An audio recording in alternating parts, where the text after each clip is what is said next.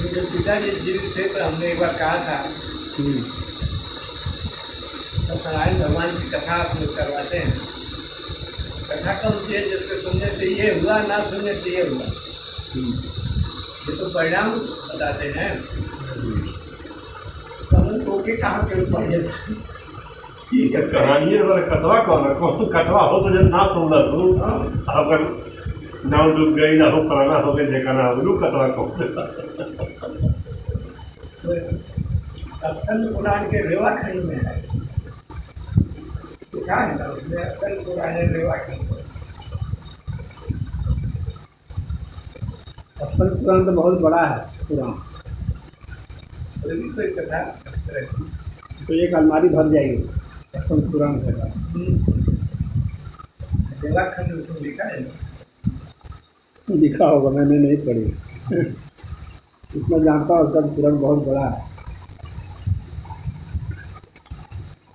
और जितने पुराण है ना ये इसमें बहुत सारे कुछ सिद्धांत भी हैं, रास्ते भी है, कुछ साधनाएँ भी हैं, लेकिन अधिकतर जो है कथाएँ हैं। और कथाओं में भी बहुत गपोड़ कथाएँ हैं, जो प्रमाणिक कथाएँ नहीं हैं। कुछ इतिहास भी है, वही होता है जो ब्राह्मणों ने लिखा है। और इसमें गपोड़बाजी बहुत ज़्यादा है। और सबसे ज़्यादा लोकप्रिय जो है वो पुराण ही है।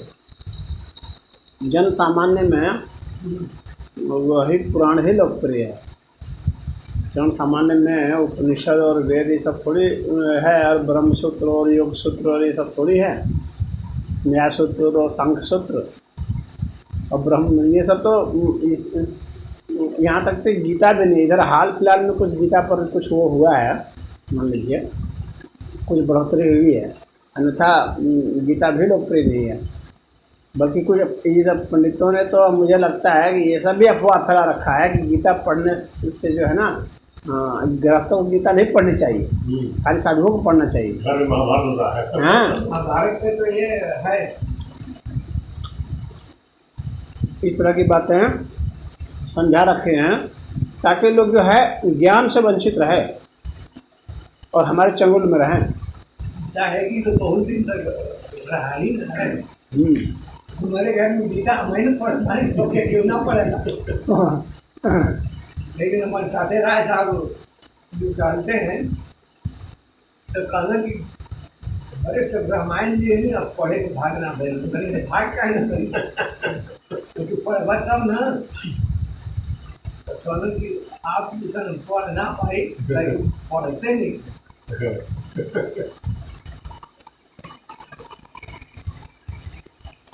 तो हमारे यहाँ भी जो है जो पुरोहित हैं हमारे मतलब गांव के, तो वो हमारे घर में मतलब ऐसे कथा वथा होती है ना, सत्यनारायण कथा, तो आ करके इस बात को समझा रहे। उस वक्त में स्टूडेंट था, तो समझा रहे थे हमारे घर वालों को, सबको थे कि गृहस्थों को गीता नहीं पढ़नी चाहिए। हाँ, तो ये तो सारे साधु संतों को पढ़ने के लिए खाली हो, तो इसे बहुत कला हो जाता है। तो मैंने कहा कि तब तो साधु संतों में बहुत कला होना चाहिए, उस तर्क के हिसाब से, जो तर्क आपका है, बहुत कला होना चाहिए। ये भगवान ने जो उपदेश दिया वो तो बेकार है फिर। हाँ, जब सामान्य आदमी के काम ही नहीं आ रहा है। अर्जुन तो सन्यासी था नहीं, साधु था नहीं, तो अर्जुन को क्यों उपदेश दिया गया? जब साधुओं को ही पढ़ना सुनना चाहिए तो अर्जुन को तो नहीं देना चाहिए था ना, तो किसी साधु को खोजना चाहिए था, भगवान कृष्ण को। हाँ, कि कहीं कोई साधु मिल जाए तो उसको उपदेश दें, तो अर्जुन को क्यों दिया? तो चुप हो गए, वो कुछ बोले नहीं। वो कहे, उस वक्त मैं लॉ पढ़ रहा था, अरे तुम बहुत तर्क करते हो, हाँ क्या कर रहे हो? तो मैंने बताया कैसे कि मैं स्टूडेंट हूँ लॉ। हाँ, इसीलिए तो तर्क कर रहे हो फालतू का। मैंने कहा कि नहीं पंडित जी, फालतू का तर्क नहीं है, ये बताइए आप, उत्तर बताइए आप। तो आप पुरोहित हैं, गीता के ऊपर आप आरोप लगा रहे हैं, जान रहे हैं अगर भारत में कोई चीज़ लोकप्रिय है दुनिया में ना, तो गीता और वेद ही है लोकप्रिय, और बाकी चीज़ लोकप्रिय नहीं है, आप जान लीजिए। आप ये जो सत्यनारायण कथा कह रहे हैं ना, इसको जो है अंग्रेज सब और विदेशी सब कबाड़ की तरफ फेंक देंगे बाहर। हाँ, इसका रत्ती भर भी वैल्यू नहीं देंगे। ऐसी ऐसी गप्पोड़ कथाएं बहुत हैं सभी धर्मों में, लेकिन गीता नहीं है। और आप गीता को गीता से गृहस्थों को वंचित करा रहे हैं आप गीता से, यानी आप चाह रहे हैं कि ज्ञान का आलोक नहीं फैले, तो आप अंधकार में क्यों रखना चाह रहे हैं? इसके पीछे आप लोगों की क्या मनसा है बताइए? और हम चुप हो गए, मुंह उनका दम उतर गया। तो उससे मैं समझ गया कि इन लोगों की जो ये जानबूझ करके इन लोगों ने ऐसी योजना बनाई है। कभी गीता उपनिषद और वेद पढ़ने की सलाह नहीं देते हैं ये सब।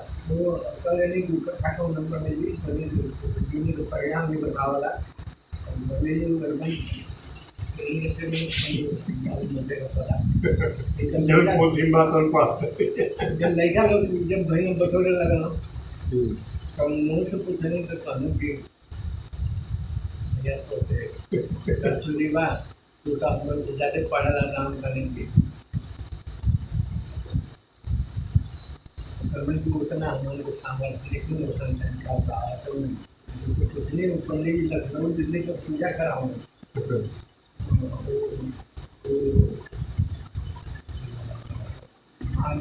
का फूल करा दी, मतलब कर्मकांड का सारा उपक्रम रचते हैं ये, हाँ, जिससे कि आय का जरिया बन जाए।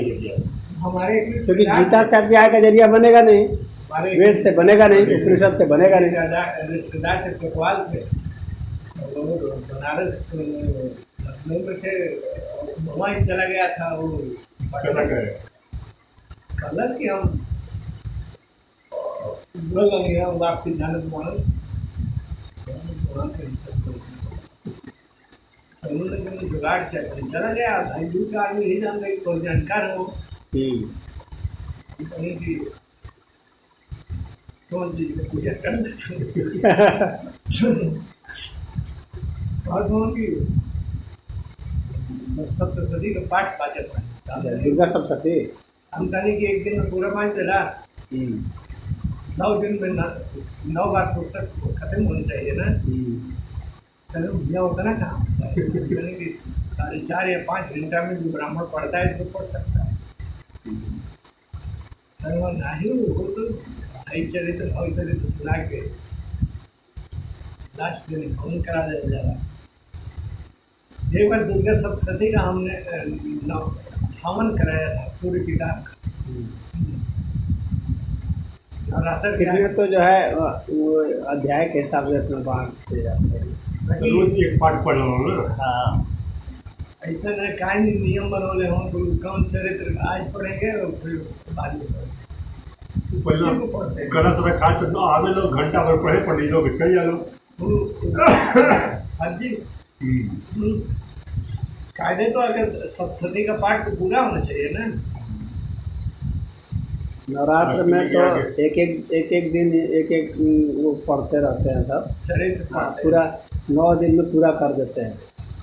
9 दिन में कितने भी है पूरा करते हैं। कहाँ करेंगे, 10 जगह ठेका लिया है, 1 घंटा आप पढ़ेंगे, 1 घंटा वहाँ पढ़ेंगे, 1 घंटा वहाँ हम जैसे वही खाना बना वाले कलश के हमारा करवा दीजिए, पूजा कर हो जाके बुला जाए तो आपने कैसे पढ़वा तू पढ़वा दी कैसे, तो वो तो साफ साफ करना कि हम इतना ही पढ़ेंगे। हसनापुर का पंडित जो बोलो नहीं तो हम पूछे नहीं तो कहना कि इतना ही पढ़ाया जाता है, बोलने के तू अलग बताइएगा। बाकी को क्या कहते सब दिया खरीद रहे पढ़ा मैंने वो कहा कि इतने पढ़ा जाता उसके पिताजी जाना जानकार, वो मुझे से अमल कराए थे पूरे सप्तशती का। एक बार महाविद्या की पूजा करवाए थे, 4-5 दिन हुआ था और आखिरी दिन 5 दिन हुआ था या 7 दिन, आखिरी दिन वो जो शंकर भगवान का अभिषेक होता है, रुद्राभिषेक शिवलिंग बना के करवाए, वो सही किए थे। 5 पंडित रहे महामृत्युंजय का विचार। बाकी सारी चीज़ें एक सीमित स्थान तक ही रुक जाती हैं। गीता और रामायण की तुलना किसी चीज़ से की नहीं जा सकती मेरे समझ में। यह जीवन को पार करने वाली पुस्तकें हैं और उतना ज्ञान देती हैं कि आपका जीवन पार हो जाएगा। हमारे समझ में यही आता है। पूरा निचोड़ है ना वो, हम्म। गीता तो पूरा निचोड़ है। कोई भी महात्मा बिना इसके उदाहरण के पार नहीं हो सकता।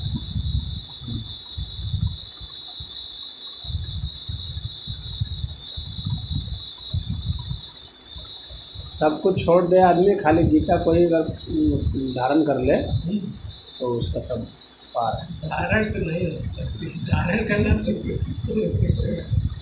एक शेख है, उसमें बंधन की। कम से कम पढ़े और समझे, उसमें कुछ तो करेगा। हाँ, कुछ कर जाएगा। हाँ, जितने सफल हो कुछ जाए। तो समझ आ ही जाएगा। पूरा लास्टवा के 18वां अध्याय में लिखे हैं, एक श्लोक है कि जो इसे नित्य निरंतर अगर पढ़ता है, इसका अध्ययन करता है, तो मैं उसको ज्ञान योग से पूजित हो जाऊंगा। हमको हमारे विवेक के अनुसार इतने समझ में आया कि जे की रोज पढ़ी तो धीरे धीरे आकर्षण बढ़ जाएगा। बाकी कोई ऐसा किताब है कि आप ये चाहे कि 1 महीना 2 महीना पढ़ के या साल भर पढ़ के कुछ आकर कुछ करला ना, आज हम कितना दिन पूरे से पढ़ते रहना, उसको समझते रहना, और जब समझते जाएंगे ना तो अपने आप ही उसका गुण उतरते जाएगा। हाँ, इतना दिन से पढ़ रहे हैं कि हमको अगर पूरी गीता पढ़नी हो तो मुझे लगता है कि 2 ही घंटा लगेगा, ज़्यादा से ज़्यादा। खाली हम एक शब्द देखते हैं, इसके बाद